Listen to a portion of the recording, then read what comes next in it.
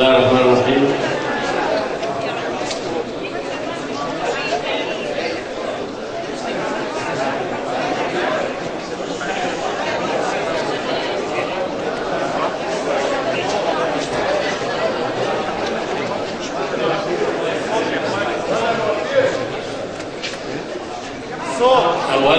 أولا لازم أحيي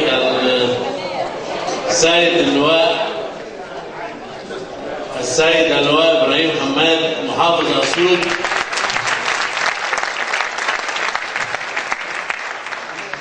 أنا النهارده هقول لك إبراهيم عبد الناصر.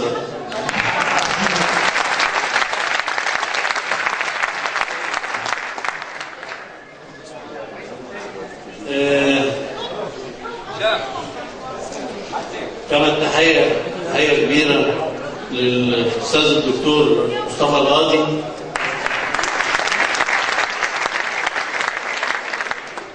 والمفكر السياسي اللي حقيقي يعني رجعنا لزمن جمال عبد الناصر والأيام جمال عبد الناصر ومشروع جمال عبد الناصر، الأستاذ الدكتور أحمد ياسين نصار.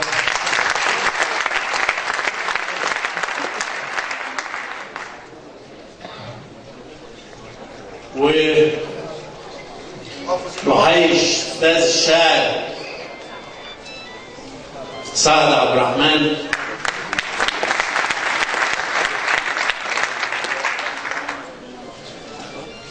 أخيرا أهلي وإخواتي وبيهم طبعا السيد اللواء محمود خليفة محافظ الوادي الجديد. الوادي الجديد ده اللي هو كان حلم من أحلام جمال عبد الناصر. وأخيرا إخواتي وأبناء عمي وأهلي أهل أسيوط. وأخيرا أبدأ كلامي زي ما كان جمال عبد الناصر بيبدأ كلامه وأقول لكم: أيها الإخوة المواطنون، شعب أسيوط العظيم، شعب مصر الجليل،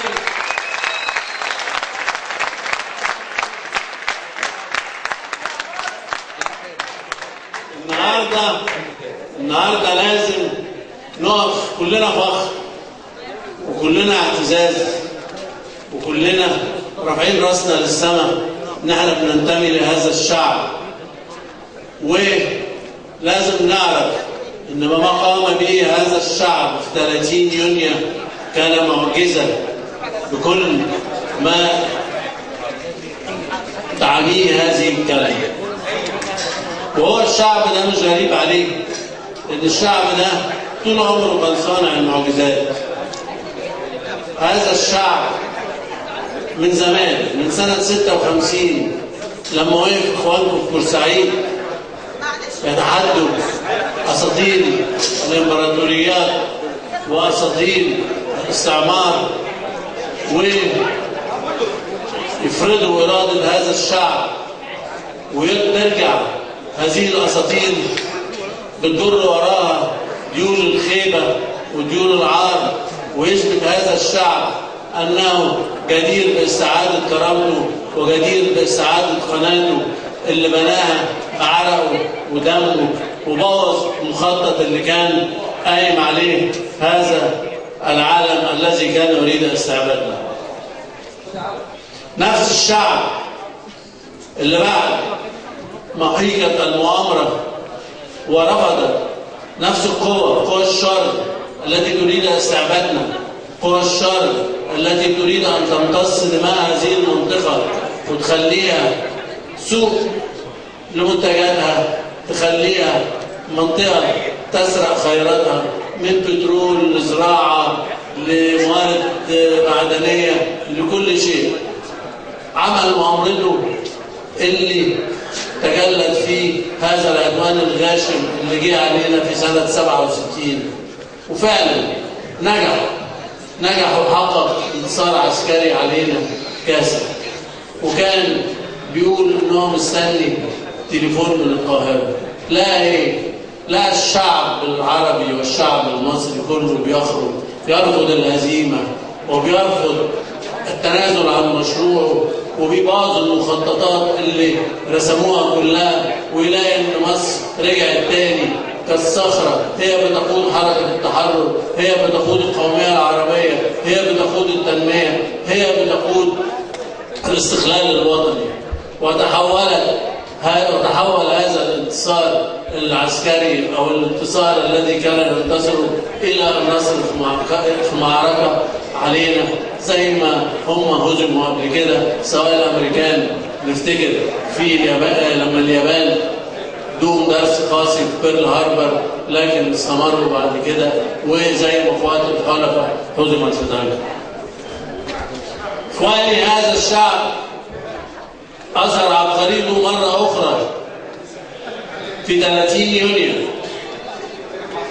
30 يونيو بعد ما صار هذا الشعب في 25 يناير على الفساد والاستبداد وعلى الرشوة وعلى المحسوبية، وبعد ما صار هذا الشعب في 25 يناير على المجتمع اللي كان رفضه من 60 سنة قبل كده، مجتمع النص في المية، مجتمع الفساد والاستبداد، وجد ايه؟ وجد ان جت جماعة جاية من غياهب الظلمات، جماعة باعت نفسها للشيطان وباعت نفسها لأعدائنا، جماعة سرقت هذه الثورة وحولت مصر من مصر الثورة، حولتها إلى مصر خاصة بأهل وعشيرة معينة، ومارست الفاشية الدينية ومارست الاستبداد، وبدأت في تنفيذ مخطط شيطاني رهيب كان يقوده الشيطان الأكبر الولايات المتحدة الأمريكية، ووراها الصهيونية العالمية وكل العملاء والخونة في هذه المنطقة. كان المخطط ده عايز ايه؟ المخطط ده كان بيهدف ليه؟ احنا شفنا أول أثاره في السودان، قسم السودان لدولتين. كان المخطط ان مصر بالاخص هذا الدستور الموتور اللي عملوه في 2012 اللي المرأة مش موجودة فيه، اللي قبط مصر مش موجودين فيه، اللي النوبة مش موجودة فيه، اللي أهل سينا مش موجودين فيه، اللي بدو الصحراء الغربية غير موجودين فيه، يقسم مصر كلها. وهم ما تفرقش معاهم، هم ناس بيعتبروا نفسهم تنظيم دولي، بياخدوا أمر من بره، تنظيم دولي. شعار المرشد بتاعهم، واحد من المرشدين بتوعهم، كان طز في مصر. كان شعارهم الأساسي أو هدفهم المخطط اللي بيأسسوه قاعدين بينفذوه لأسيادهم في البيت الأبيض أو في تل أبيب، تقسم مصر. تقسم مصر. النتيجة الطبيعية لهذا الدستور اللعين الموتور اللي عملوه ده كانت هتقسم مصر. الأقباط مش موجودين، يبقى في دولة قبطية والباقي يبقى دولة مسلمة زي ما كان موجود، زي ما حصل في السودان. وبعدين الدولة المسلمة كمان بيخانقوا ده المسلمين، لا ده في سنة وشيعة، حاجة عمرنا ما سمعناها قبل كده في مصر. عمرنا ما سمعنا هذا الموضوع في مصر. يبقى في دولة سنية ودولة شيعية. وبعد كده يجي خش بقى سوريا تتقسم إلى دولة علوية ودولة شيعية ودولة سنية، وهنا في لبنان دولة درزية، اللي هو في الآخر يخلق مجموعة من الدول والإمارات تتبع خرافة في دماغه اسمها الخلافة. فبالتالي يبقى وضع طبيعي إن في دولة يهودية.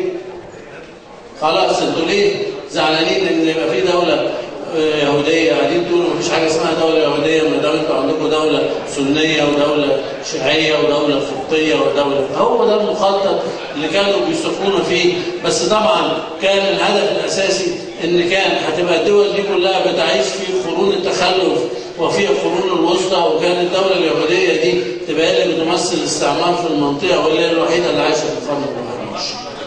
فخرج هذا الشعب بعبقه التاريخي بحضارة 7000 سنة في 30 يونيو. خرج في 30 يونيو يهدم هذا المخطط على أعقابه بعد ما نجحوا في ليبيا وبعد ما نجحوا جزئيا في سوريا. وخرج هذا الشعب يفشل هذا المخطط. فاحنا النهارده لازم نستلهم ما حدث في 30 يونيو، ونستلهم قواتنا المسلحة والدور الباسل الذي قامت به، واللي فعلا أثبتت هذه القوات المسلحة بقيادتها وبأفرادها وبجنودها إنها لا تتبع إلا إرادة واحدة، هي إرادة هذا الشعب. وإن الشعب المصري لما خرج في 30 يونيو بالليل، فريق أول السيسي في هذا الوقت خد الرسالة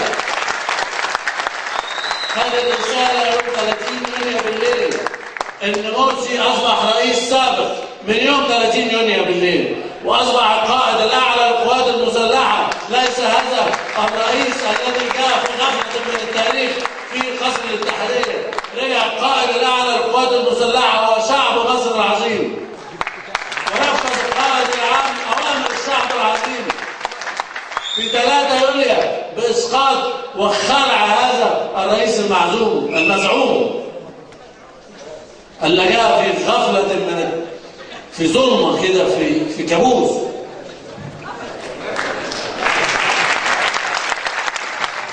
لكن أنا بقول الحمد لله إن الناس دي جت وظهرت على حقيقتها، لأن هم فعلا عرفوا يخدعوا ناس كتير في فترة من الفترات، ويكذبوا كعاداتهم في كل شيء. هم الحاجة الوحيدة اللي ما جدوش فيها لما هددوا بالغدر والخسة والخيانة. دي الحاجة الوحيدة اللي صدقوا فيها. إخواني، احنا النهاردة في هذا الحفل الجميل، في هذه الذكرى الجميلة، ذكرى ميلاد جمال عبد الناصر، احنا عايزين يعني أنا كل اللي كانوا موجودين اتكلموا في كل حاجة، فأنا عايز أتكلم عن المستقبل، لأن أنا بشوف جمال عبد الناصر، مشروع جمال عبد الناصر هو مشروع للمستقبل. أولاً هو كان دايما يقول المشروع ده مفيش حاجة اسمها مشروع جمال عبد الناصر، ده هو بيقول ده مشروعكم انتوا، مشروع شعب مصر، المشروع اللي بيعبر عن إرادة وأماني وأحلام وأمان هذا الشعب. جمال عبد الناصر صاغ هذه الأمان والأماني والأحلام في مشروع كل مصري لقى نفسه فيه. عشان كده جمال عبد الناصر عايش بينا في وسطنا لغاية النهارده. عشان كده المشروع ده اتنقل من الأب للابن ومن الابن للحفيد. عشان كده المشروع ده لما طلع الشباب في حركة التمرد،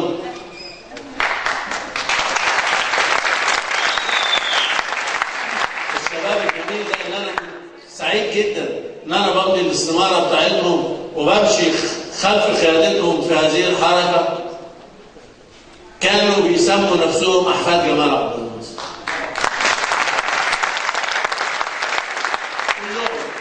مش عايز اقول اسامي عشان ما انساش حد، يعني محمود بدر، محمد عبد العزيز، حسن، ماي، كان كل المجموعه دي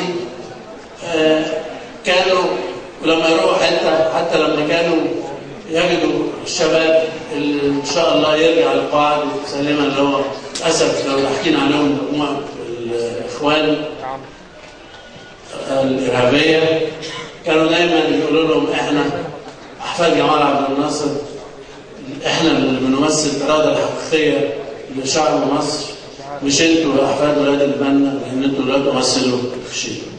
يا حبيب الملايين، يا حبيب الملايين، يا حبيب الملايين، يا حبيب الملايين، على عهدك لسه ماشيين، على عهدك لسه ماشيين، على عهدك لسه باقيين، على عهدك لسه ماشيين. وفعلا خرج الشعب وانتصر الشعب وانتصر الجيش. انا حتى كتير قوي بسافر والتقي ناس اليومين دول كتير قوي يكلموني يقولوا لي مصر واحنا زعلانين من اللي بيجرى في مصر، يتكلموا عن الارهاب ورفض الدماء والاعمال الخسيسه اللي عايشين فيها. فانا دايما ببص لهم بقول لهم انا مستغرب، انا فاكركم هتقولوا لي الف مبروك على اللي انتوا حققتوه في 30 يونيو و3 يوليو. احنا انتصرنا من وقتها وانتهى الكابوس من وقتها، كل اللي بيعملوه ده شويه حلاوه ولا روح، يعني ده شويه ناس قاعده بتحلل الاموال اللي بيقبضوها من يمين وشمال ويمين وشمال علشان يريقوا بيها دم هذا الشعب. احنا انتصرنا من هذا اليوم، شعب مصر انتصر، ومفيش اي قوه خسيسه غاشمه لا هترهبنا. احنا ما بنخافش، احنا ما خفناش ابدا من اساطير في 56. احنا الشعب الوحيد اللي لما كان في حرب 67 وفي ايام حرب الاستنزاف، اللي لما يجي زمار الغاره ما كانش ينزل الخندق، كان يطلع البلكونه عشان يتفرج على اللي بيحصل.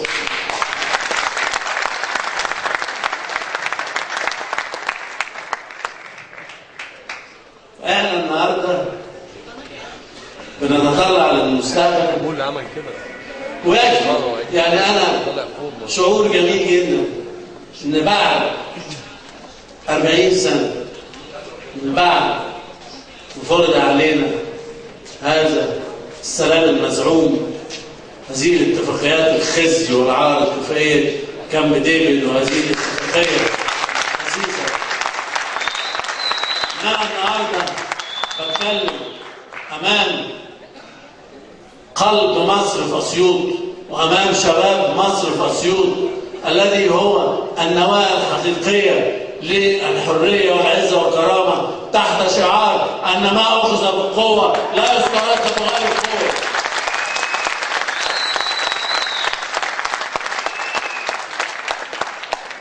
احنا كلنا بنحب السلام. جمال عبد الناصر كان بطل من ابطال السلام، لكن انهي سلام؟ السلام القائم على العدل. انهي سلام؟ السلام القائم على القوه. اما الجمله الكئيبه اللي كنا بنستعملها بنسمعها كتير ان السلام خيار استراتيجي، مفيش حاجه اسمها السلام خيار استراتيجي. يعني ايه السلام خيار استراتيجي؟ يعني معناه ايه؟ معناه لما حد يجي يحتلنا نقول له لا السلام خيار استراتيجي، تعالى اتفضل خد البلد وامشي. مفيش حاجه، يعني ده وهم ودي اكذوبه، وده نوع من حاله اليأس اللي كانوا بيعيشوا فيها شبابنا. انك اوعى قتل روح التحدي، قتل روح الصمود، قتل روح التطلع للمستقبل. لا، احنا شعب، احنا عمرنا ما اعتدينا على حد. تاريخ مصر كله عمرها ما اعتدت على حد. مصر كان بيعتدى عليها من كل أجناس الأرض، ومصر كانت دائما وستبقى دائما مقبرة للغزاة، وكانت مقبرة للغزاة وستبقى مقبرة للغزاة، وستكون حاليا مقبرة لهذا الغزو الخسيس من هؤلاء التجار الإخوان الإرهابيين. هتكون مقبرة لهم، مقبرة ليس لها قرار إن شاء الله.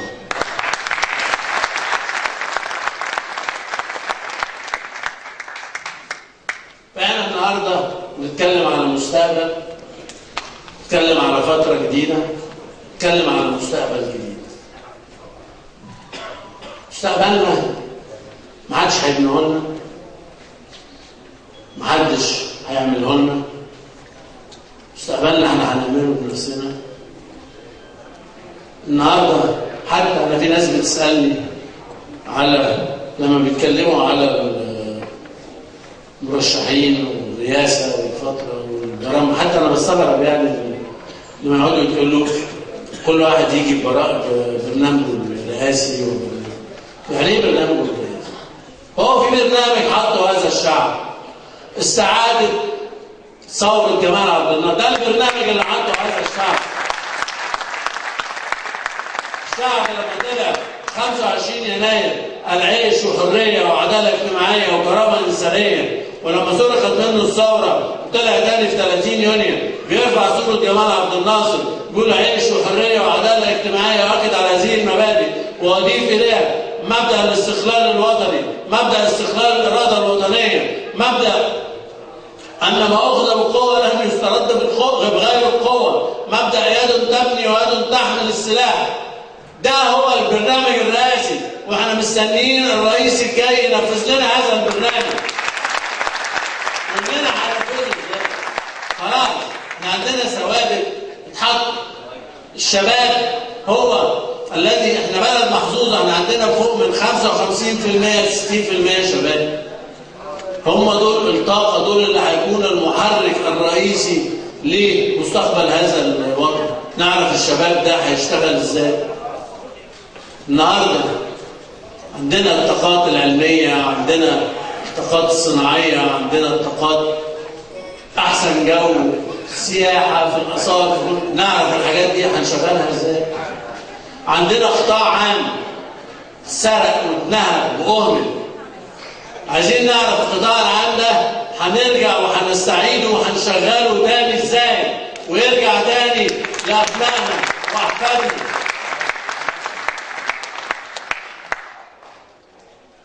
عندنا اكبر قلعه صناعيه، اكبر قلعه حديد وصلب موجوده في حلوان لغايه النهارده، مفيش منها الا 4 في العالم.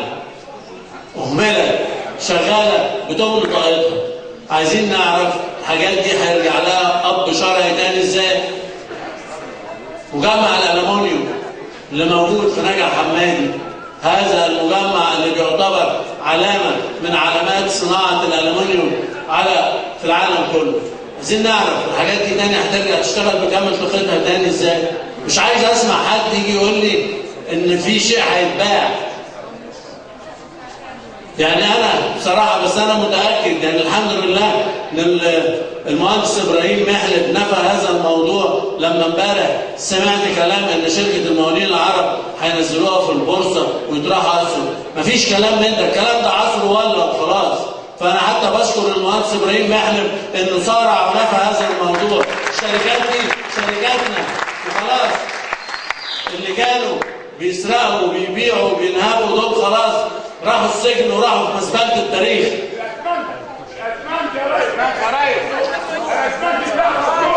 وانا لسه النهارده كنت بقول لسيد محافظ على مصنع الاسمنت، لكن هو قال لي خبر جميل، قال لي انه رفع اسعار المحاجر وانه خد منهم 500 فدان وهيرجع تاني.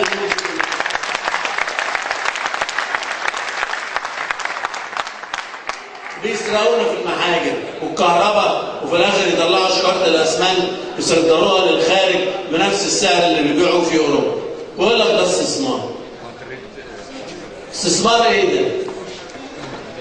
لا، النوع ده من المستثمرين اسفين مش عايزين. احنا عايزين نرجع تاني وهنرجع. جمال عبد الناصر صار على مجتمع النص في المية، وكان دايما يقول ان مجتمع النص في المية ده مجتمع سهل جدا، لانه مش محتاج مشاريع. هتعمل مشاريع لنص في المية، الباقيين دول مش مهم. هم نص في المية وشوية المحاسيب اللي حواليهم وشوية اللي بيسترزقوا، والباقي خلاص ولا في حساب ولا محتاج تزود. كان يقول لك لا محتاج لا تزود قطعة رقعة زراعية ولا تبني سدود ولا كهرباء ولا أي شيء. وده للأسف ده اللي حصل لنا وده اللي وصلنا له بعد 40 سنة من الرد على جمال عبد الناصر من بعد 73. لأن أنا بعتبر آخر عمل قام في مصر له علاقة بثورة 23 يوليو كان هو نصر أكتوبر 73. وبعد كده جه صديقه العزيز كيسنجر على مصر وحول البوسنة 180 درجة، ومشينا ورا أمريكا وورا البنك الدولي ورا جميع الأشياء اللي رفضها جمال عبد الناصر أيام ما جم حاولوا ينسبوا له فخ تمويل السد البلدي. نتيجة ده ايه؟ نتيجة رجاله لمجتمع النص في المية ومحاسبهم. انتوا عارفينهم بالأسامي، أنا حتى الحمد لله يعني نظفت ذاكرتي من الأسامي. وتمرد جاية تقول لكم وبعدين البلد دي منكم. وبعدين احنا راجعين النهارده عشان نعمل المجتمع اللي جمال عبد الناصر عاش ومات من اجله، هو مجتمع ال100%، اللي يبقى فيه تعليم لل100%، يبقى فيه صحه لل100%، يبقى فيه مصانع لل100%، يبقى فيه مزارع لل100%، يبقى فيه ثقافه لل100%، مش لمجتمع النص في المية وأحسن. طبعا المجتمع المية في المية ده محتاج إمكانيات كبيرة جدا. الإمكانيات دي هتتوفر منين؟ مننا احنا عايزين نحول الشيء اللي دايما كان حكام قبل كده خيرهم كان مبارك دايما يعايروا الشعب زيادة السكان. لا، احنا عايزين زيادة السكان دي تبقى دي موارد بشرية. مفيش حاجة اسمها زيادة سكان، اسمها موارد بشرية. الموارد البشرية دي لما تتوظف صح تتحول إلى دخل وتتحول إلى إضافة، ما تتحولش إلى عيب. لكن هم طبعا مش عايزين الكلام ده كله، هم عايزين تنمية ياخدوها لهم هم محسوبين. فاحنا داخلين على مرحلة احنا رئيس مصر القادم شعب مصر هيبقى شريك لهذا الرئيس. احنا عايزين رئيس يبقى عليه اجماع شعبي، مش عايزين رئيس ينجح ومنها. احنا عايزين رئيس من اول انتخابات يجيب 75%. ما عشان كده هو مفيش كده.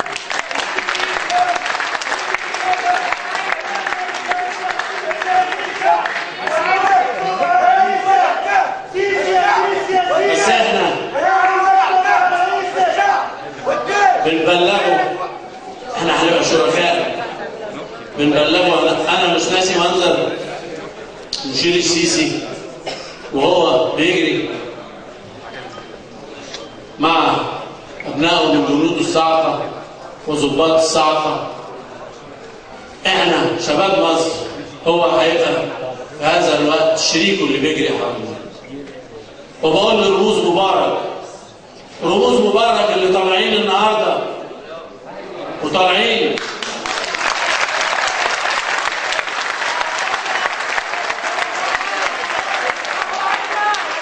لانهم مالكوش مكان.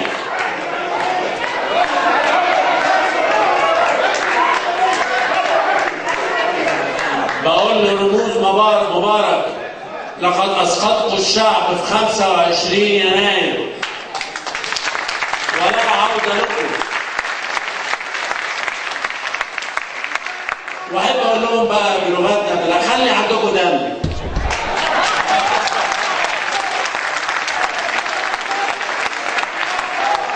احمدوا ربنا ان شعبنا طيب.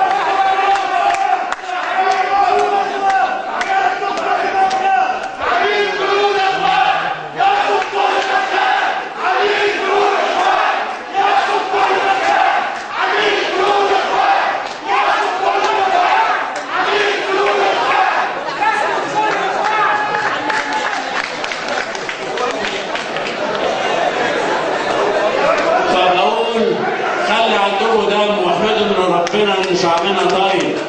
احمدوا ربنا ان شعبنا ثوراته بيضة. ولا انتم مصممين ان تفضلوا لغايه لما الشعب يقوم بثوره حمراء بجد وتبقى انتم وقود هذه الثوره؟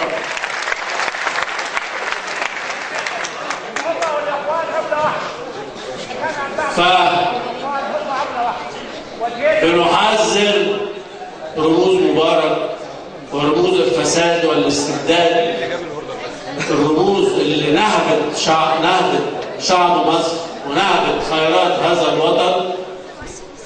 بنحذرها انها تكون فاكره ان هيكون لها مكان او لها وجود. ويا ريت تختفوا علشان ننساكم ونقول عفى الله عما سلف.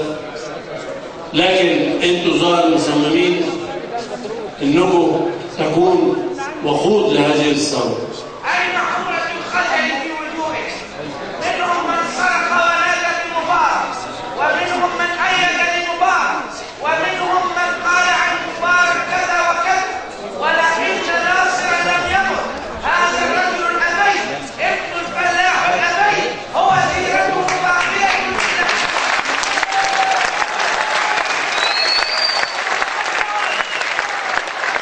يا جماعه الناس فاكره ان الشعب ده ما عندوش ذاكره. يا جماعه راجعوا، دي ناس بصلتها الوحيده مصلحتها وما بتشبعش. شوفوا مين اللي كانوا بيركبوا طياره مبارك لما بيسافر. هتلاقوهم هم اللي ركبوا طائرة مرسي.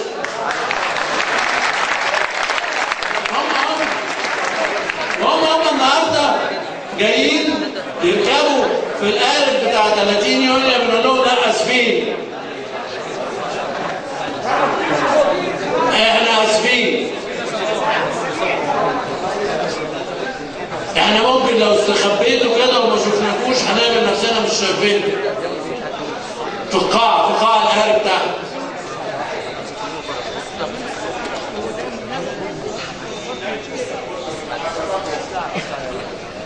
مصر النهارده في بلادها الجديد اللي اعلنته رسميا في 14 و15 يناير بالموافقه على هذا الدستور بتلك النسبه الساحقه اللي اعادت الاعتبار مره اخرى لجمال عبد الناصر.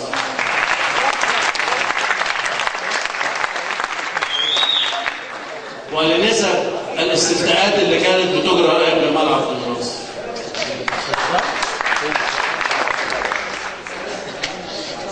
ويشاء القدر ان يكون هذا الميلاد هو شهاده وفاه لهذه الجماعه الارهابيه العميله، ويكون في نفس الوقت في تاريخ ميلاد جمال عبد الناصر وهو 15 يناير.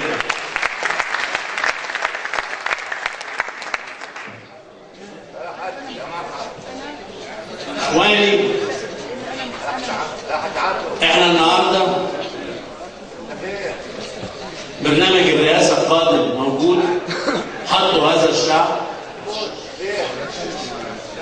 النهارده مستنيين القائد اللي هيتقدم عشان ياخد الاغلبيه لهذا الشعب،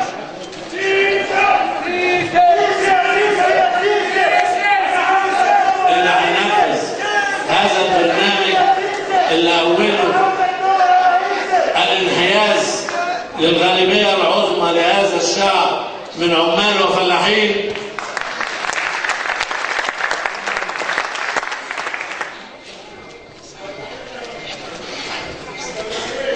اللي هيرجع تاني تكافؤ الفرص، اللي هيرجع تاني تحالف قوى الشعب العامل من عمال وفلاحين ومثقفين وجنود ورأسمالية وطنية. هو ده التحالف، ده التحالف الحقيقي اللي هيمثل الأغلبية اللي إن شاء الله هتصوت للفريق السيسي لما يطرح نفسه.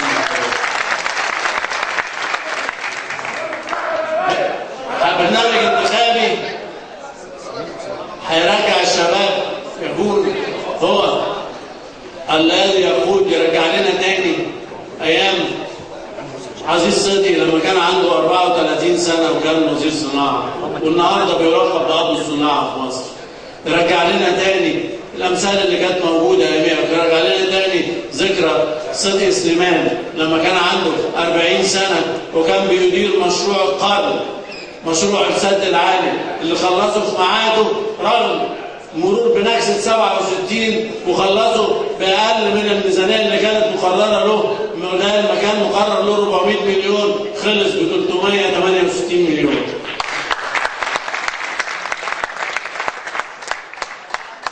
كان كله شباب. فريق عمال الرياضه الله يرحمه استشهد على فتره من العمر.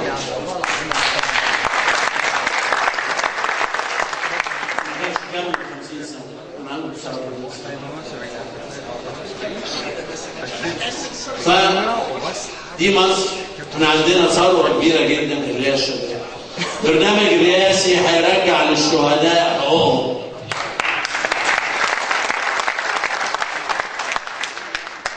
جميع شهداء ثوره 25 يناير وغدر الاخوان وثوره 30 يناير هترجع حقوقهم، بدءا من خالد سعيد انتهاء مرورا بمينا دانيال، بالشيخ عفت، بحسين ابو ضيف، بمحمد الجندي، بجيكا،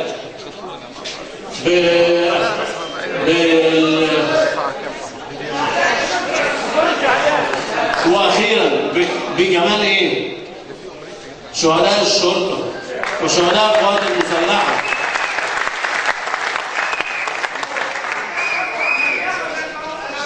انا بكلم الجماعه اللي مسميين نفسهم اللي قاعدين قرفنا طول النهار جماعه حقوق الانسان. هم شهداء الشرطه دول اللي بيخدموهم خونه دول، وشهداء القوات المسلحه جنودنا اولادنا واخواتنا دول ايه دول؟ ما سمعناش بتوع حقوق الانسان بيتكلموا عن الحاجات دي ابدا. والفظاعه اللي ماتوا بيها. سئمنا من الناشطين السياسيين الذين ملكوا الشاشات وسئمنا من كلامهم. عاقل على مقهى يساوي ناشط سياسي في اوروبا.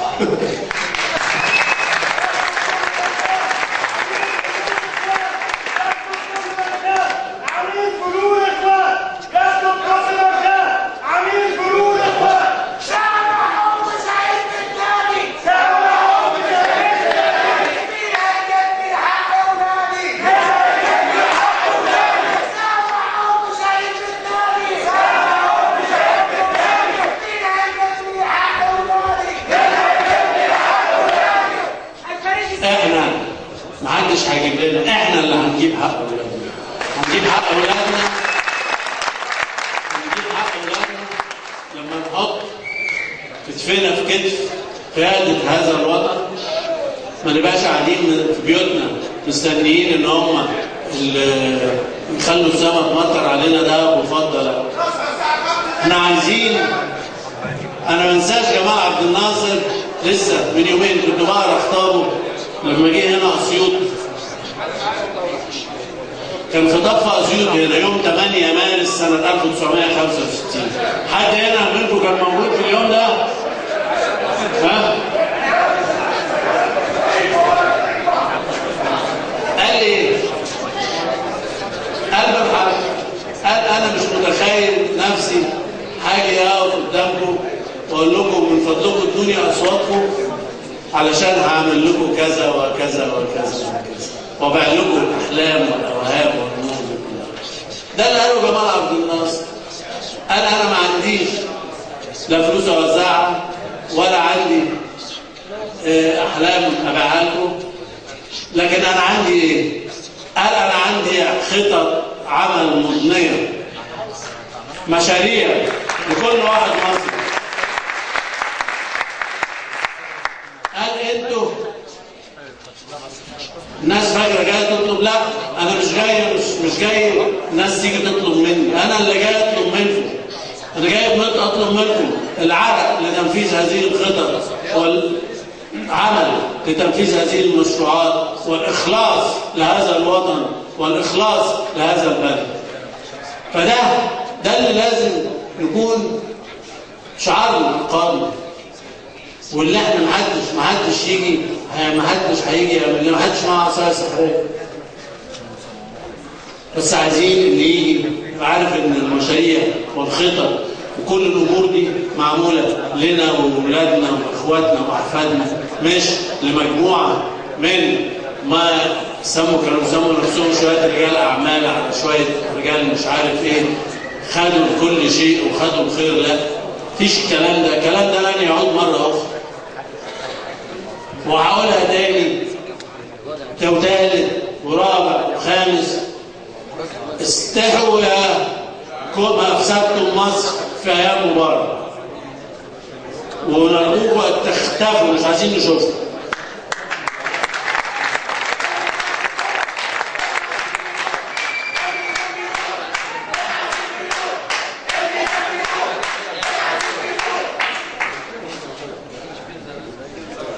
اخواني انا اطلت عليكم،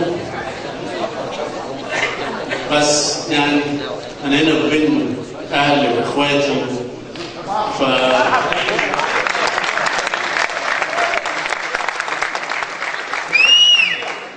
انا النهارده لازم نستلم صلابة عبد الناصر وتحدي عبد الناصر وإيمان عبد الناصر بهذا الشعب اللي كان دائما يصفه بالقائد والمعلم.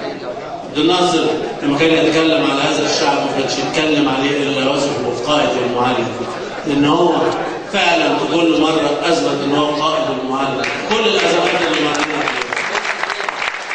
من أزمة 56 للفساد الاقتصادي للثورة الصناعية اللي قمنا بيها لبناء السد العالي.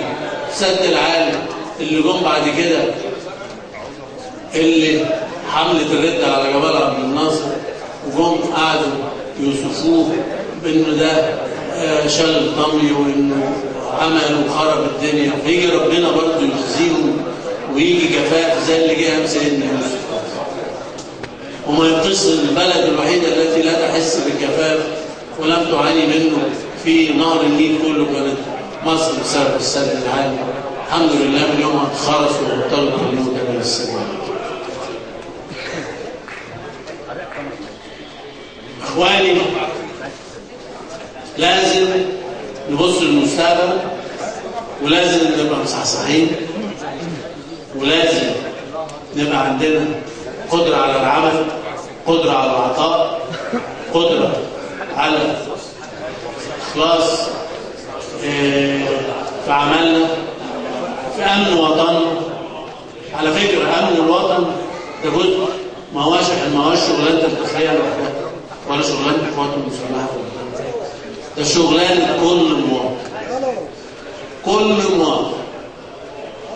كل مواطن أي مواطن النهارده يشوف أي حاجة عجيبة ما كانش متعود عليها، يشوف عربية واقفة في حتة غريبة، يشوف شقة مرة واحدة اتكررت وما بقتش ناس تدفع. كل الأمور دي كلها لازم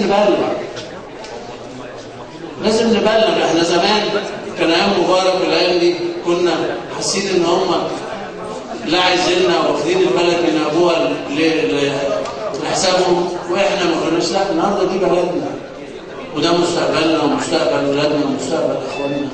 فالنهارده كل الاجهزه دي لازم يبقى كل مواطن مصري فعلا في ظهرها، ولازم احنا اللي نبقى السباقين.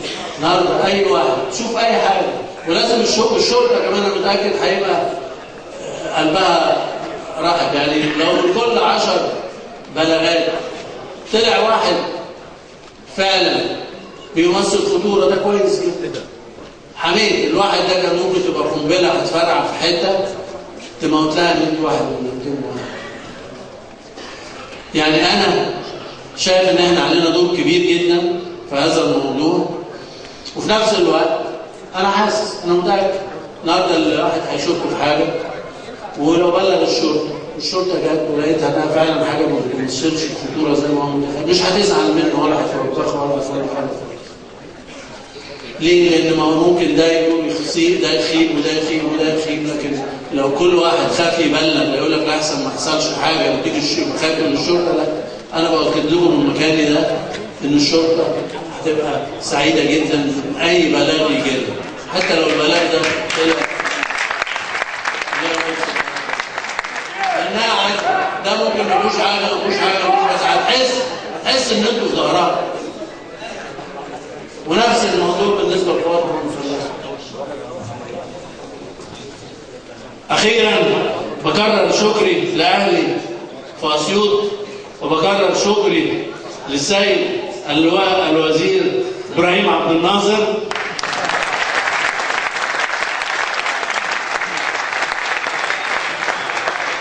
وكل ابناء واحفاد عبد الناصر واخواته اللي موجودين هنا في اسيوط وفي مصر وفي العالم العربي وفي العالم الحر، من امريكا اللاتينيه للصين لافريقيا. الحمد لله اي واحد بينتمي لجمال عبد الناصر سواء دم او سواء بالعقيده او سواء بالفكر او سواء باي شيء، هيروح اي منطقه فيها ناس بتؤمن بحريتها وبتؤمن بعزتها وبتؤمن بكرامتها، هيلاقي انتماء لجمال عبد الناصر ده هيخلي دايما ابكي في السماء 7 سنوات.